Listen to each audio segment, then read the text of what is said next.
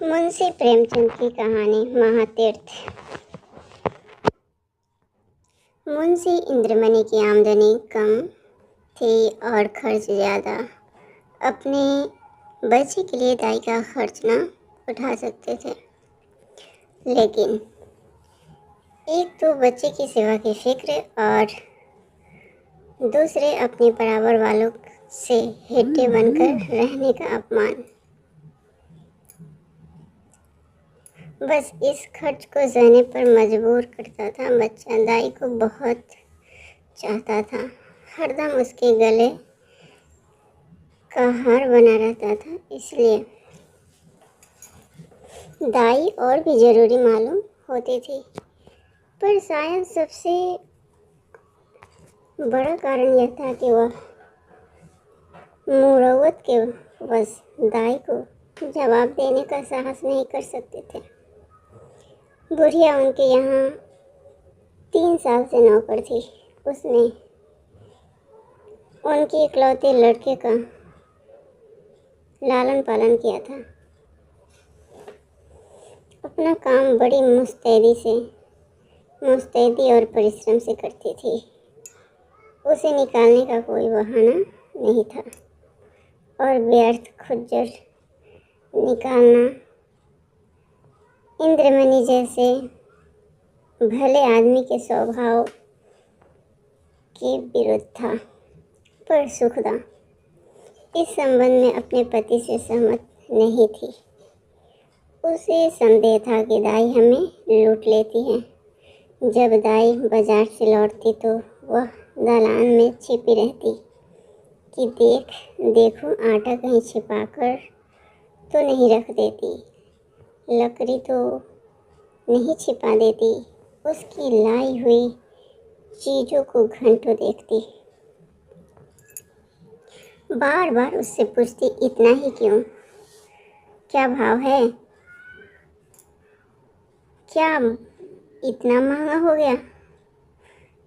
कभी तो इतना संदेहात्मक प्रश्नों का उत्तर नम्रता पूर्वक देती, किंतु जब कभी बहू जी ज़्यादा तेज हो जाती तो वह भी कड़ी पड़ जाती थी। शपथें खाती, सफाई की शहादतें देती, शहादतें पेश करती। वाद विवाद में घंटों लग जाते थे। प्रायः नित्य यही दशा रहती थी और प्रतिदिन यह नाटक दाई के अश्रुपात के साथ समाप्त होता था। दाई का इतना सख्तियाँ सहकर झेल कर परे रहना सुखदा के संदेह को और भी पुष्ट करता था।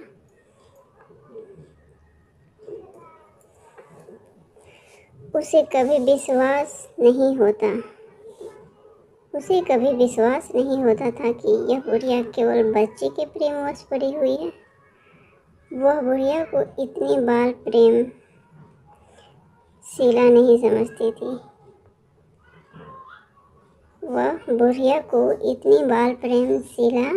समझती थी। संजोग से एक दिन दाई को बाजार से लौटने में जरा देर हो गई। वहाँ 2 गुजरिनों में देवासुर संग्राम मचा था।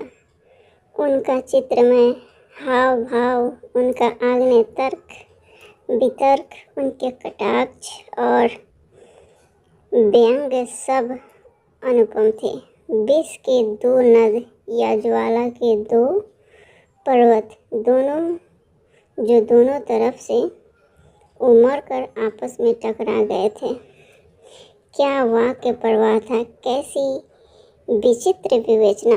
उनका शब्द बाहुल्य, उनकी मार्मिक विचारशीलता, उनके अलंकृत शब्द विन्यास और उनकी उपमाओं की नवीनता पर ऐसा कौन सा कवि है जो मुग्ध न हो जाता। उनका धैर्य, उनकी शांति विस्मयजनक थी। दर्शकों की एक खासी भीड़ भी थी। वह लज्जित करने वाले इशारे, वह अश्लील शब्द जिनसे मलिनता के भी कान खड़े होते हैं। सहस्त्रों रसिक जनों के लिए मनोरंजन की सामग्री बने हुए थे। दाई भी खड़ी हो गई कि देखो क्या मामला है। तमाशा इतना मनोरंजक था कि उसे समय का बिल्कुल ध्यान न रहा। यकायक जब 9 के घंटे की आवाज़ कान में आई तो चौंक पड़ी और लपकी हुई घर की ओर चली। सुखदा भरी बैठी थी। दाई को देखते ही तेवरी बदल कर बोली, क्या बाजार में खो गई थी? दाई विनयपूर्ण भाव से बोली, एक जान पहचान की महरी से भेंट हो गई। वाह! बातें करने लगी।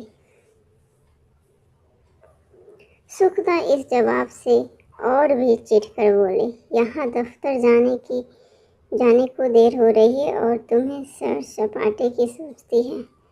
परंतु दाई ने इस समय दबने में ही कुशल समझी। बच्ची को गोद में लेने चली गई। पर सुखदा ने झिड़क कर कहा, रहने दो, तुम्हारे बिना वह व्याकुल नहीं हुआ जाता। दाई ने इस आज्ञा को मानना आवश्यक नहीं समझा। बहू जी का क्रोध का ठंडा करने के लिए इससे उपयोगी और कोई उपाय न हो सकता था। नहीं, कोई उपाय न सूझा। उसने रुद्रमणि को इशारे से अपने पास बुलाया। वह दोनों हाथ फैलाए लड़खड़ाता हुआ उसकी ओर चला। दाई ने उसे गोद में उठा लिया और दरवाजे की तरफ चली, लेकिन सुखदा बाज की तरह झपटी और रुद्र को उसकी गोद से छीन कर बोली, तुम्हारी यह धूर्तता बहुत दिनों से देख रही हूँ। यह तमाशे किसी और को दिखाइयो। यहाँ जी भर गया। दाई रुद्र पर जान देती थी और समझती थी कि सुखदा इस बात को जानती है। उसकी समझ में सुखदा और उसके बीच यह ऐसा मजबूत संबंध था जिसे साधारण झटके तोड़ न सकते थे। यही कारण था कि सुखदा के कटु वचनों को सुनकर भी उसे यह विश्वास न होता था कि मुझे निकालने पर प्रस्तुत हैं। सुखदा ने यह बातें कुछ ऐसी कठोरता से कही और रुद्र को ऐसी निर्दयता से छीन लिया कि दाई से सहन न हो सका। बोली, बहू जी, मुझसे कोई बड़ा अपराध तो नहीं हुआ। बहुत तो पाव घंटे की देर हुई होगी। इस पर आप इतना भी कर रही हैं तो साफ क्यों नहीं कह देती कि दूसरा दरवाज़ा देखो। नारायण ने पैदा किया है तो खाने को भी देगा। मजदूरी का अकाल थोड़े ही है। सुखदा ने कहा, तो यहाँ तुम्हारी परवाह ही कौन करता है? तुम्हारी तरह लौरी ने गली गली ठोकरें खाती फिरती है। दाई ने जवाब दिया, हाँ, नारायण आपको कुशल से रखे। लौरी ने और दाइयाँ आपको बहुत मिलेगी। मुझसे जो कुछ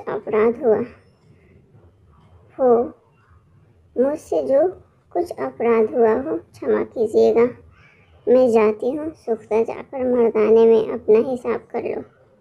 दाई, मेरी तरफ से रुद्र बाबू को मिठाइयाँ मंगवा दीजिएगा। इतने में इंद्रमणि भी बाहर से आ गए। पूछा, क्या हुआ? क्या है? दाई ने कहा, कुछ नहीं, बहू जी ने जवाब दिया है। घर जाती हूँ। इंद्रमणि गृहस्थी के जंजाल से इस तरह बचते थे जैसे कोई नंगे पैर वाला मनुष्य कांटों से बचे। उन्हें सारे दिन एक ही जगह खड़े रहना मंजूर था, पर कांटों में पैर रखने की हिम्मत न थी। खीन होकर बोले, बात क्या हुई? सुखदा ने कहा, कुछ नहीं, अपनी इच्छा जी नहीं चाहता, नहीं रखते। किसी के हाथों बिक तो नहीं गए।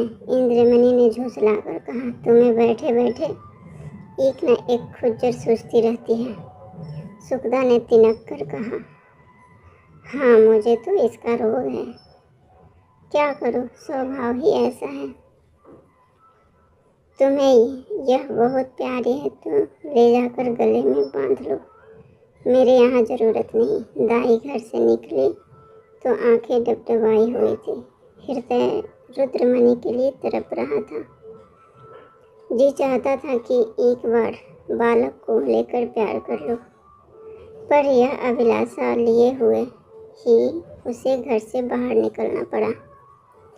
रुद्रमणि दाई के पीछे पीछे दरवाजे तक आया, पर दाई ने जब दरवाज़ा बाहर से बंद कर दिया तो वह मचल कर जमीन पर लेट गया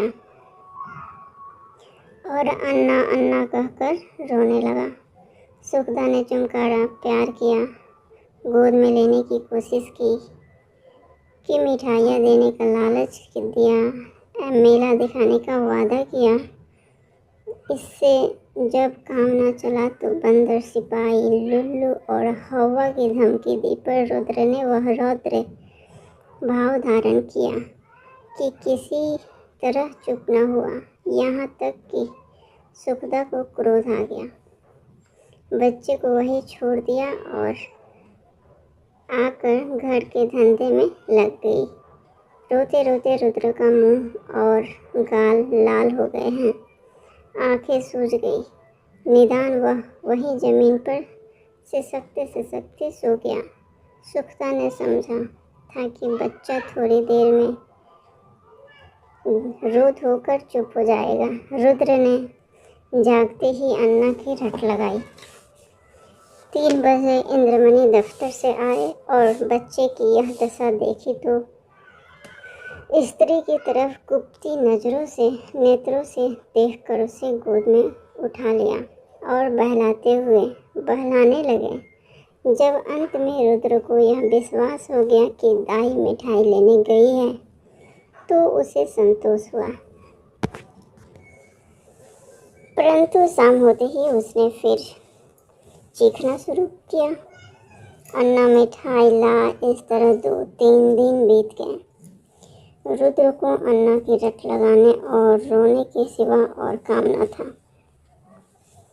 वह शांत प्रकृति कुत्ता जो उसकी गोद से एक क्षण के लिए भी न उतरता था, वह मौन व्रतधारी बिल्ली जैसे जिसे ताक पर देखकर वह खुशी से फूला न समाता था, वह पंखहीन चिड़िया जिस पर वह जान देता था, सब उसके चित्त से उतर गए। वह उनकी तरफ आंख उठाकर भी न देखता।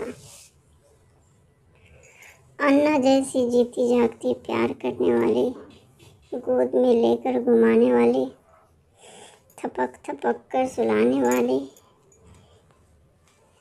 गा गा कर खुश करने वाली चीज का स्थान उन निर्जीव चीज़ों से पूरा न हो सकता था। वह अक्सर सोते सोते चौंक पड़ता। अन्ना अन्ना पुकार कर हाथों से इशारा करता, मानो उसे बुला रहा है। अन्ना की खाली कोठरी में घंटों बैठा रहता। उससे आशा होती कि अन्ना यहाँ आती होगी। इस कोठरी का दरवाज़ा खुलते सुनता तो अन्ना अन्ना कहकर दौड़ता, समझता कि अन्ना आ गई। उसका भरा हुआ शरीर घुल गया, गुलाब जैसा चेहरा सूख गया। माँ और बाप उसकी मुँहनी हंसी के लिए तरस कर रह जाते थे। यदि बहुत गुदगुदाने या छेड़ने से हंसता भी तो ऐसा जान पड़ता था कि दिल से नहीं हंसता, केवल दिल रखने के लिए हंस रहा है। उसे अब दूध से प्रेम न था, न मिश्री से, न मेवे से, न मीठे बिस्किट से, न ताज़ी इमरती से। उनमें मज़ा तब था जब अन्ना अपने हाथों से खिलाती थी। अब उनमें मज़ा नहीं था। 2 साल का लहलहाता हुआ सुंदर पौधा मुरझा गया। वह बालक जिसे गोद में उठाते ही नरमी, गर्मी और भारीपन का अनुभव होता था, अब सूख कर काटा हो गया। सुखदा अपने बच्चे की यह दशा देखकर भीतर ही भीतर कूटती, अपनी मूर्खता पर पछताती।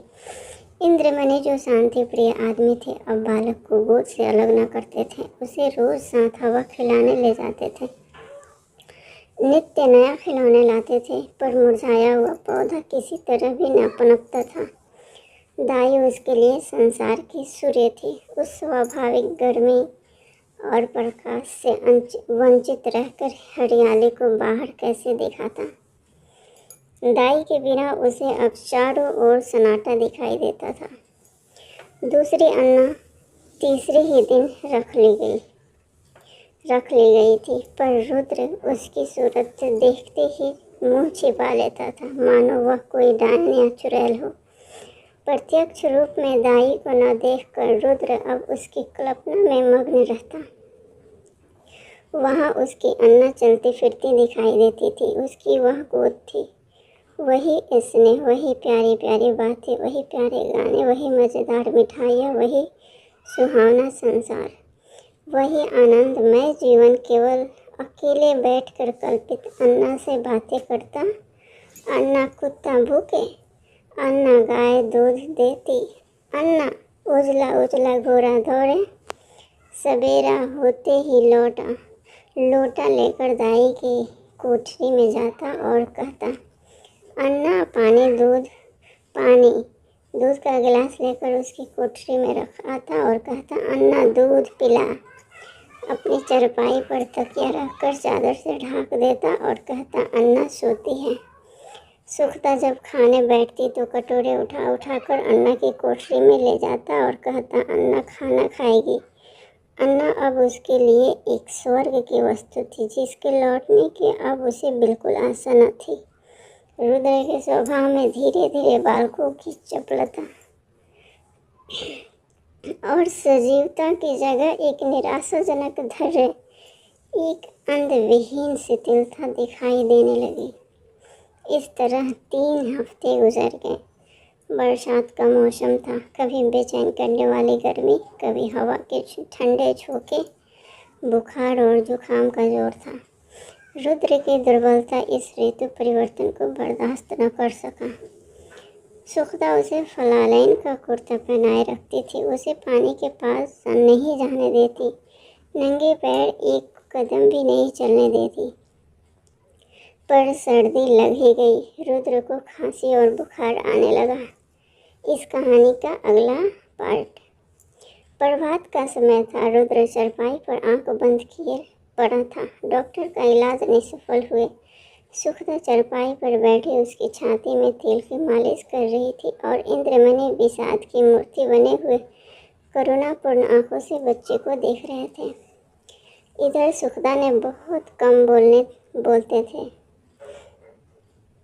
उन्हें उससे एक तरह की घृणा सी हो गई थी। वह रुद्र की बीमारी का एकमात्र कारण उसी को समझते थे। वह उनकी दृष्टि में बहुत नीच स्वभाव की स्त्री थी।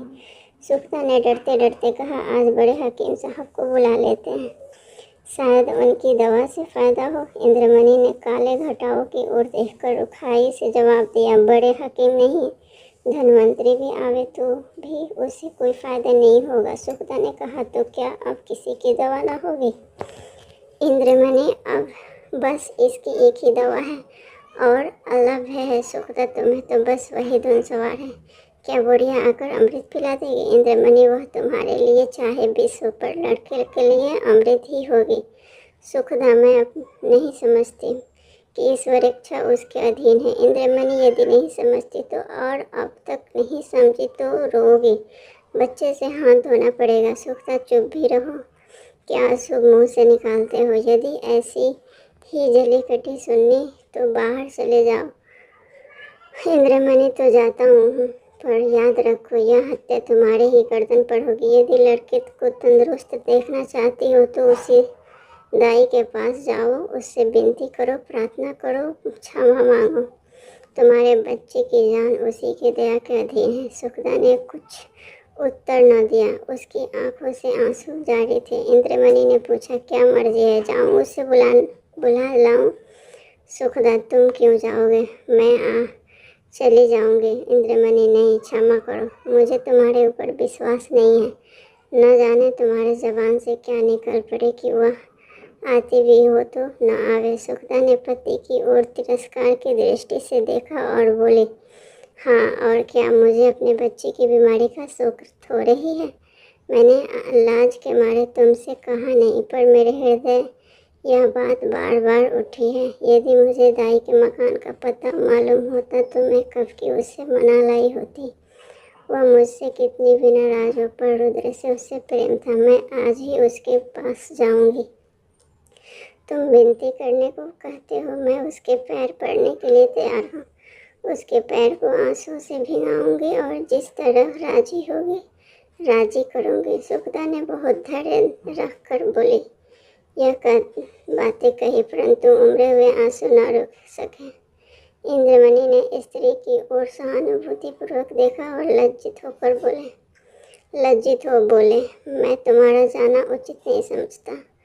मैं खुद ही जाता हूँ। कैलाशी संसार में अकेली थी। किसी समय उसका परिवार गुलाब की तरह फूला हुआ था, परंतु धीरे धीरे उसकी सब पत्तियां गिर गई। अब उसकी सब हरियाली नष्ट भ्रष्ट हो गई है और अब वही एक सूखी हुई टहनी उस हरे भरे पेड़ की चिन्ह रह गई थी। परंतु रुद्र को पाकर इस सूखी टहनी में जान पड़ गई थी। इसमें हरी भरी पत्तियां निकल आई थी। वह जीवन जो अब तक नीरस और शुष्क था, अब सरस और सजीव हो गया था। अंधेरे जंगल में भटके हुए पथिक को प्रकाश की झलक आने लगी। अब उसका जीवन निरर्थक नहीं सार्थक हो गया था।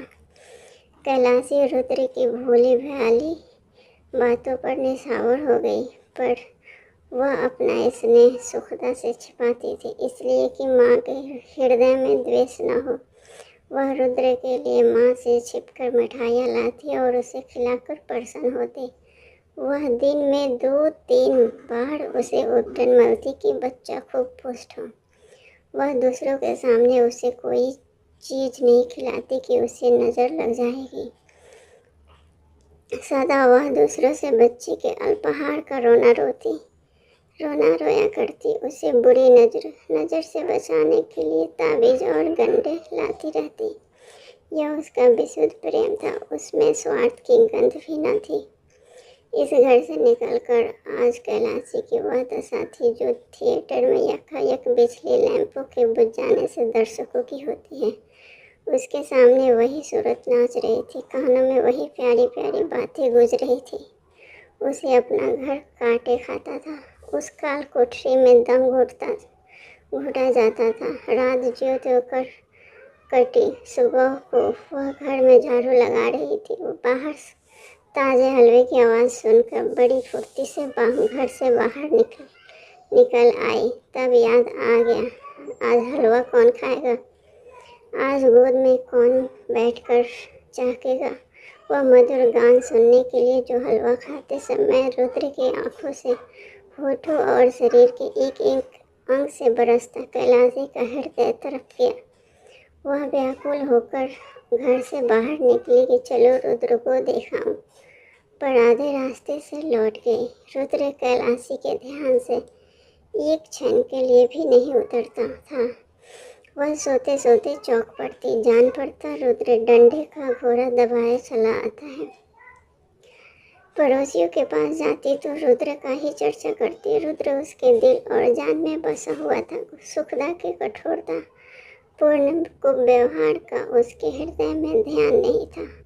वह रोज अपने जवान लड़के को समझा रहा था, असामियों पर बकाया लगान की नालिश में देर न करना और 2 रुपये सैकड़ा सूद जरूर काट लेना।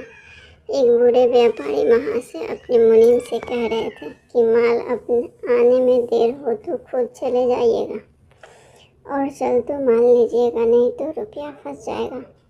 पर कोई कोई ऐसे श्रद्धालु मनुष्य भी थे जो धर्ममग्न दिखाई देते थे।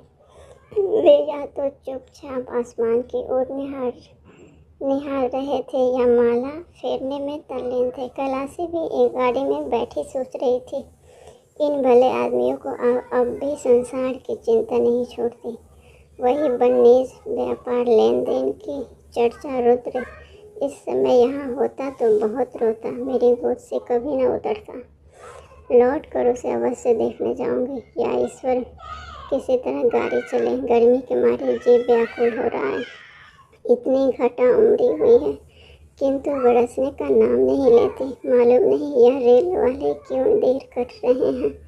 झूठ मूठ इधर उधर दौड़ते फिरते हैं। यह नहीं कि झटपट गाड़ी खोल दें। यात्रियों की जान में जान आए। एकाएक इंद्रमणि को बाइस के लिए प्लेटफॉर्म पर आते देखा। उसका चेहरा उतरा हुआ और कपड़े पसीने से तर थे और वह गाड़ियों में झांकने लगे। कैलाशी केवल यह जताने के लिए कि मैं भी यात्रा करने जा रही हूँ, गाड़ी से बाहर निकल आई और इंद्रमणि उसे देखते ही लपक कर करीब आ गए और बोले, क्यों कैलाशी, तुम भी यात्रा को चली? कैलाशी ने गर्वदीनता से उत्तर दिया, हाँ, क्या करूँ, जिंदगी का कोई ठिकाना नहीं, मालूम नहीं कब आंखें बंद हो जाए। परमात्मा के यहाँ मुंह दिखाने का भी तो कोई उपाय होना चाहिए। रुद्र बाबू अच्छी तरह हैं? इंद्रमणि, अब तो जा रही हो। रुद्र का हाल पूछकर क्या करोगे? उसे आशीर्वाद देती रहना। कैलाशी का छाती धड़कने लगी। घबरा कर बोली, उनका जी अच्छा नहीं है क्या? इंद्रमणि, वह तो उसी दिन से बीमार है जिस दिन से तुम वहाँ से निकले। 2 हफ्ते तक उसने अन्ना अन्ना करके रट लगाई। अब 1 हफ्ते से खांसी और बुखार में पड़ा है। सारी दवाइयाँ करके हार गया, कुछ फ़ायदा न हुआ। मैंने सोचा था कि चलकर तुम्हारे अनुनय विनय करके लेवा आऊँगा। क्या जाने तुम्हें देखकर उसकी तबीयत संभल जाए, पर तुम्हारे घर पर आया तो मालूम हुआ कि तुम यात्रा करने जा रही हो। अब किस मुंह से चलने को कहूँ? तुम्हारे साथ सुलोक ही कौन सा अच्छा किया था जो इतना साहस करूँ। फिर पुण्य काम में विघ्न डालने का भी डर है। जाओ, उसका ईश्वर मालिक है, आयु शेष है तो बच ही जाएगा, अन्यथा ईश्वरी गति में किसी का क्या बस। कैलाशी की आंखों के सामने अंधेरा छा गया। सामने की चीज़ें तैरती हुई मालूम होने लगी। हृदय भावी अशुभ की आशंका से दहल गया। हृदय से निकल पड़ा, या ईश्वर, मेरे रुद्र का बाल बांका न हो। प्रेम से गला भराया, बेजार किया। मैं कैसी कठोर हृदय हूँ। प्यारा बच्चा रो रो कर हलाकान हो गया और मैं उसे देखने तक नहीं गई। सुखदा का स्वभाव अच्छा नहीं ना सही, किंतु रुद्र ने मेरा क्या बिगाड़ा था कि मैंने माँ का बदला बेटे से लिया। ईश्वर, मेरा अपराध क्षमा करो। प्यारा रुद्र मेरे लिए हुरक रहा है। इस ख्याल से कैलाशी का कलेजा महसूस उठा और आंखों से आंसू बह निकले। मुझे क्या मालूम था कि उसे मुझसे इतना प्रेम है। नहीं मालूम बच्चे की क्या दशा है। भैया दूर होकर बोली, दूध तो पीते हैं ना? इंद्रमणि, तुम दूध पीने को कहती हो? उसने 2 दिन से आंख तक नहीं खोली। कैलाशी, या मेरे परमात्मा, अरे कुली बेटा, आकर मेरा सामान गाड़ी से उतार दे। अब मुझे तीर्थ जाना नहीं सोचता। हाँ बेटा, जल्दी कर। बाबूजी, देखो कोई इक्का हो तो ठीक कर लो। इक्का रवाना हुआ। सामने सड़क पर बगिया खड़ी थी। घोड़ा धीरे धीरे चल रहा था। कैलाशी बार बार झुलाती थी और एक कवान से कहती थी, बेटा जल्दी कर, मैं तुझे कुछ ज़्यादा दे दूँगी। रास्ते में मुसाफिरों की भीड़ देखकर उसे क्रोध आता था। उसका जी चाहता था कि घोड़े के पर लग जाते, लेकिन इंद्रमणि का मकान करीब आ गया तो कैलाशी का हृदय उछलने लगा। बार बार हृदय से रुद्र के लिए शुभ आशीर्वाद निकलने लगा। ईश्वर, करे सब कुशल मंगल हो। इक्का इंद्रमणि की गली की ओर मुड़ा। अकस्मात कैलाशी के कान में रोने की ध्वनि पड़ी। कलेजा मुंह को आ गया, सिर में चक्कर आ गया। मालूम हुआ नदी में डूब जाती हूँ। जी चाहा कि एक्के पर से कूद पड़ूं, पर थोड़ी ही देर में मालूम हुआ कि कोई स्त्री मैके से विदा हो रही है। संतोष हुआ। अंत में इंद्रमणि का मकान आ पहुंचा। कैलाशी ने डरते डरते दरवाजा के तरफ ताका, जैसे कोई घर से भागा हुआ अनाथ लड़का शाम को भूखा प्यासा घर आए। दरवाजे की ओर सटकी हुई आंखों से देखे कि कोई बैठा तो नहीं है। दरवाजे पर सन्नाटा छाया हुआ था। महाराज बैठा सुरता मल रहा था। कैलाशी को जरा ढाढ़स हुआ। घर में बैठी तो कई नई दाई पुलटिस पका रही है। हृदय में बल का संचार हुआ। सुखदा के कमरे में गई तो उसका हृदय गर्मी के मध्याह्न काल के सदृश से कांप रहा था। सुखदा रुद्र को गोद में लिए दरवाजे की ओर एकटक ताक रही थी। शोक और करुणा की मूर्ति बनी थी। कैलाशी ने सुखदा से कुछ नहीं पूछा। रुद्र को उसकी गोद से लिया और उसकी तरफ सजल नैनों से देखकर कहा, बेटा रुद्र, आंखें खोलो। रुद्र ने आंखें खोली। क्षण भर दाई को चुपचाप देखता रहा। तब यकायक दाई के गले से लिपटकर बोला, अन्ना आई, अन्ना आई।